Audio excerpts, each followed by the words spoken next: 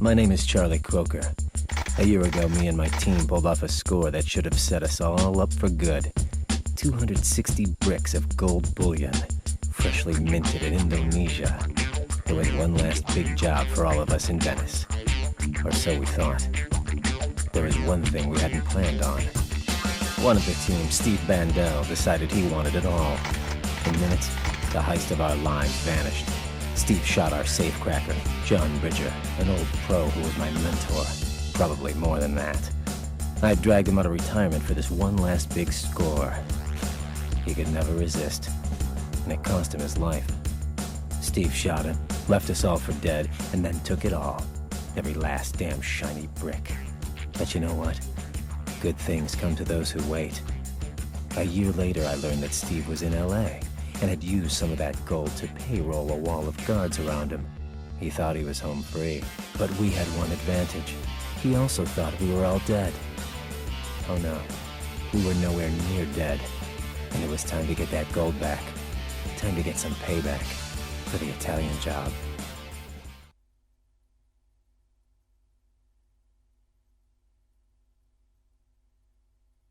It all began with a meeting.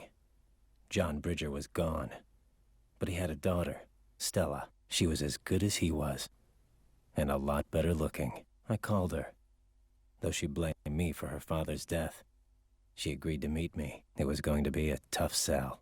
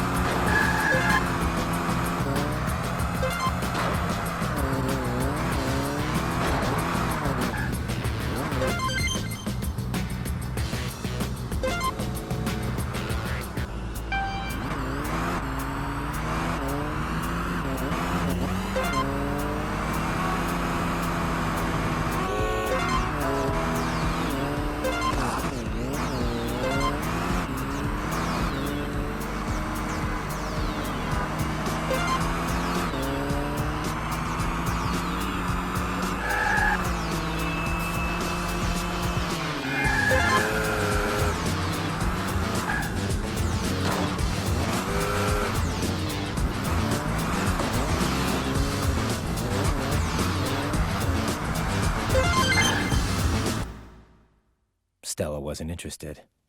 Not in the gold. But she wanted revenge as much as I did. She agreed to meet the team, all the guys from Venice. No promises from her. But she knew we needed her. The team made their usual good impression. Left Ear, our boom man who never met an explosive he didn't like. The super geek, Lyle, whose skills go way beyond hacking. Oh, and Handsome Rob, our premier wheelman who couldn't stop telling Stella how great he was. As for me, she knew all about me. I'd been stealing since I had baby teeth.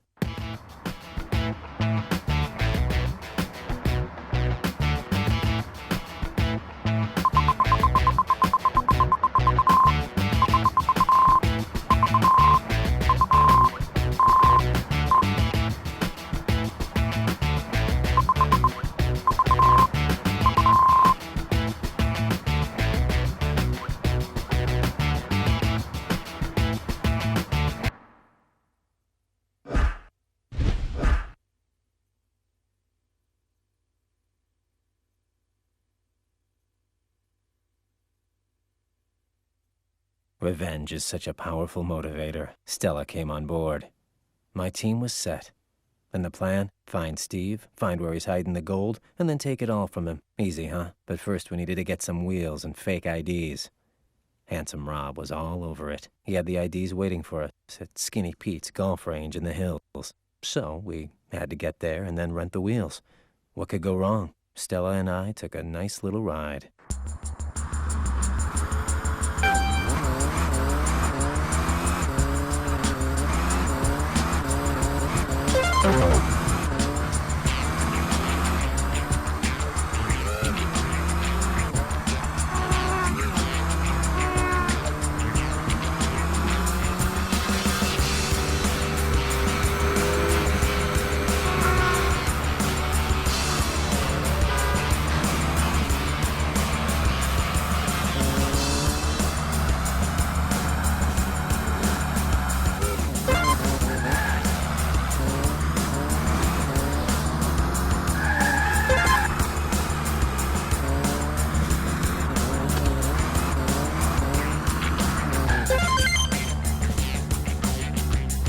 IDs looked beautiful. Next, we had to try them out at the rental office.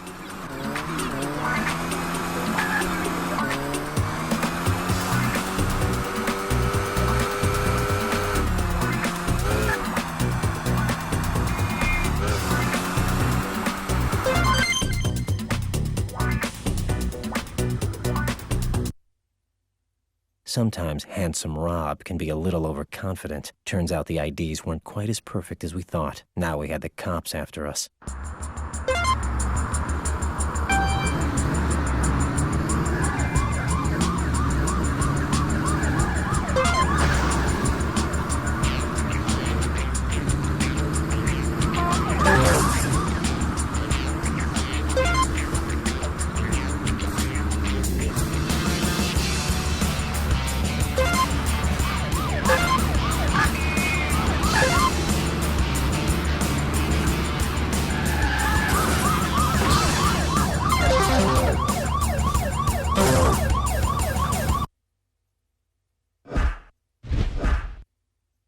Revenge is such a powerful...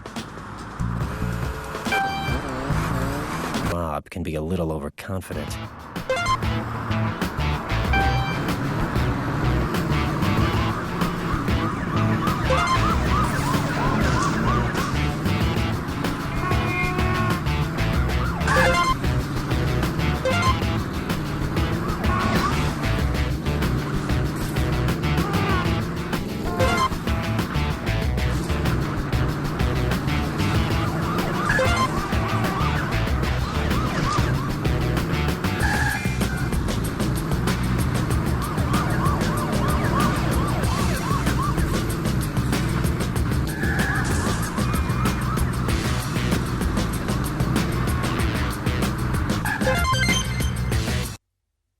Those cops just didn't want to be shaken. But then I didn't want to get caught. We finally had our rental car and things were ready to move.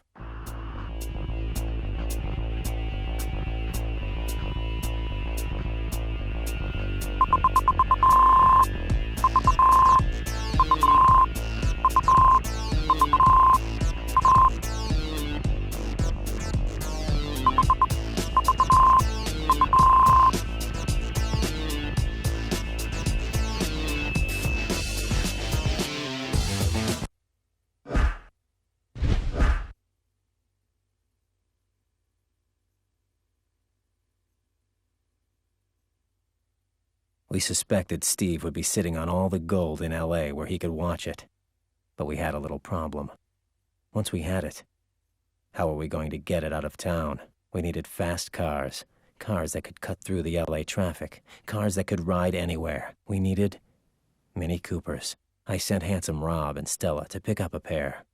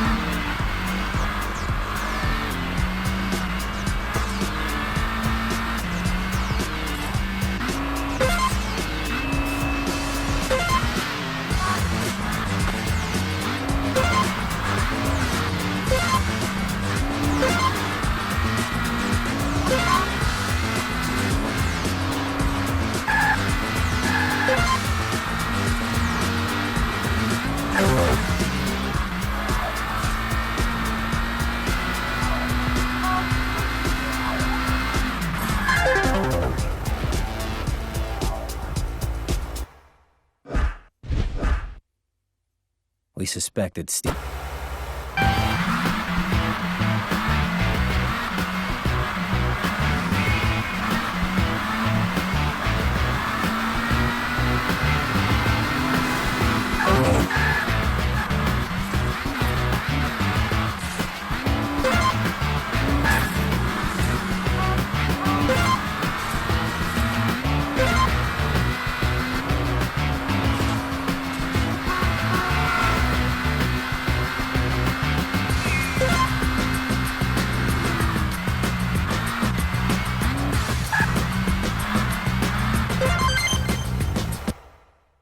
The Mini Coopers worked out just fine. Too bad Rob and Stella brought them back totaled. Still, we learned the Minis could do the job. Now all we needed were new ones.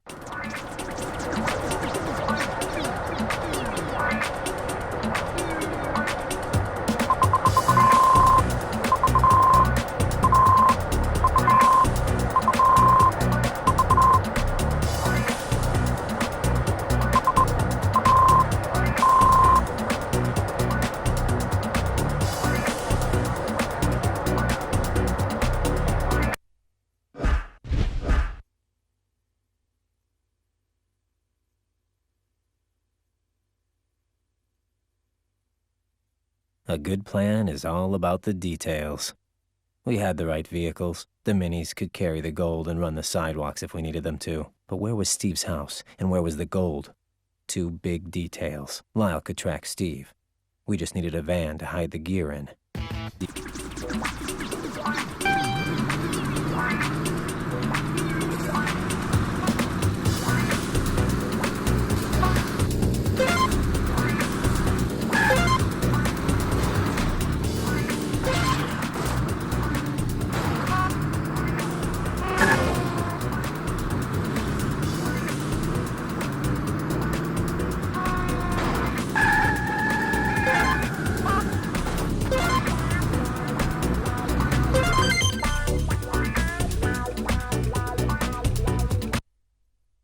Handsome Rob scored the van. But then we had a surprise show up. Steve. No time like the present. Rob used the van to tail him.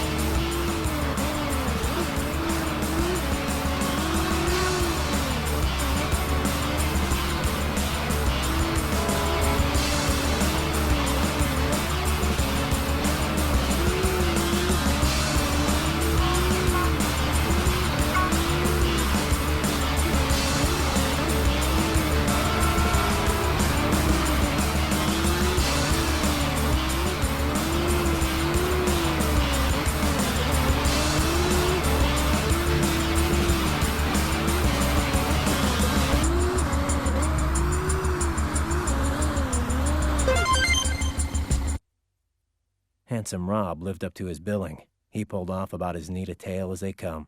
Straight back to Steve's house. Cross off another detail. Now, where the hell in that big joint was the gold? And how would we get it out?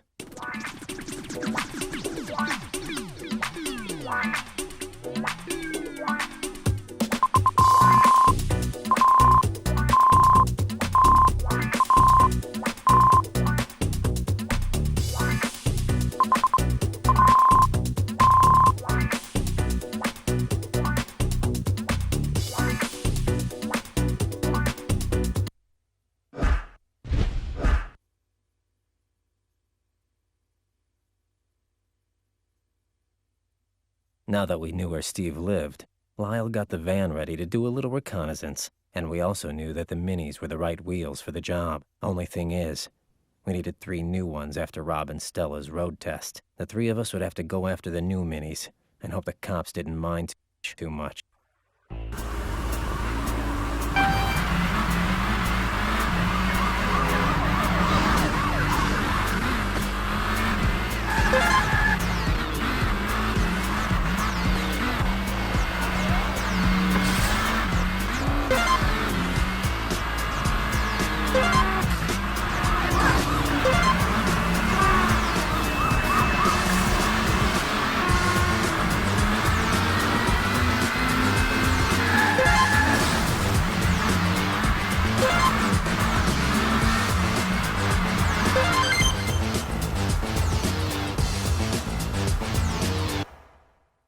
Stella made good on her pickup.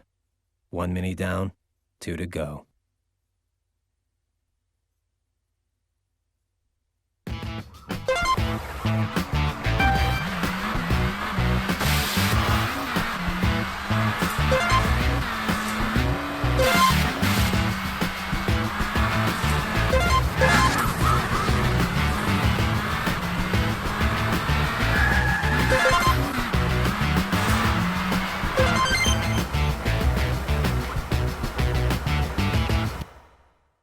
Handsome came through fine, not even a scratch this time. I had to get the last.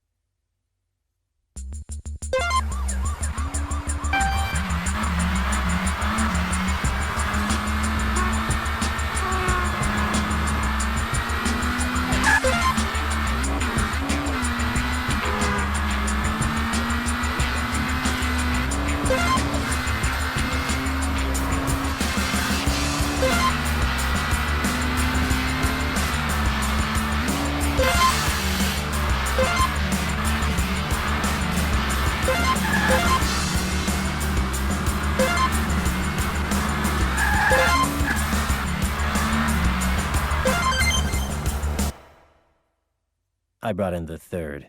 3 Mini Coopers, all ready to roll. But they needed to shed a little weight before they could be used to carry all that gold. We left them in the company of Wrench, our hired mechanic, for a little custom work.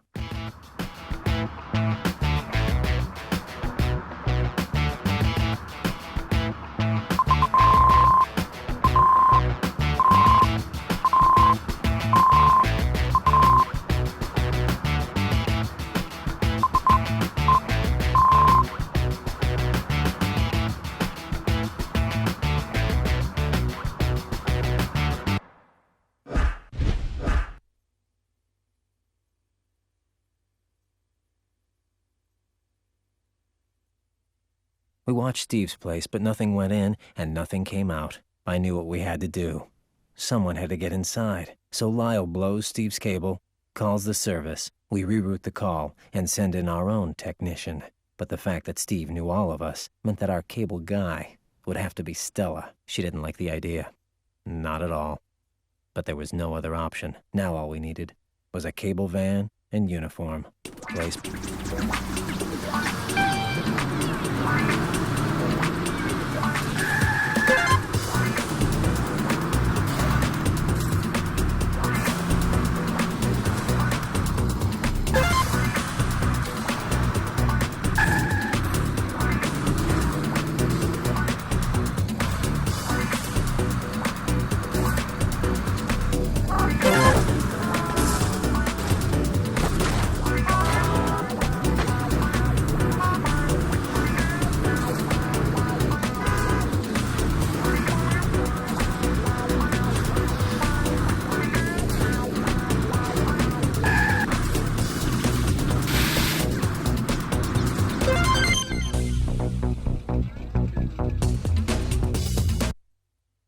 Handsome Rob scored with a cable chick named Becky.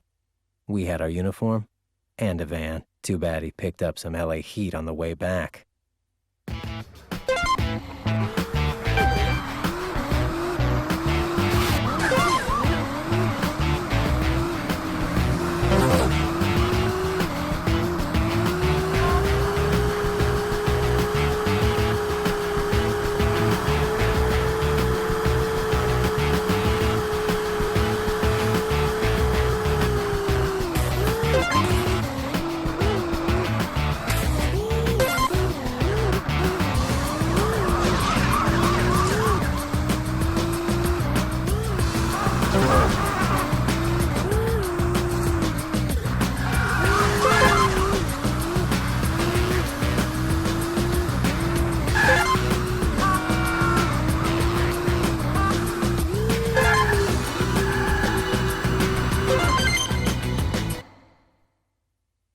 Stella wasn't happy, especially when Steve hit on her, but she did get a look around, and she saw where the gold must be. Locked inside a Worthington 1000. Tough to crack, but not impossible. Supposedly. But to bust in, we needed Steve out. Now lucky Stella got to go out on a date with the guy who killed her father. Sometimes the price of revenge is too high.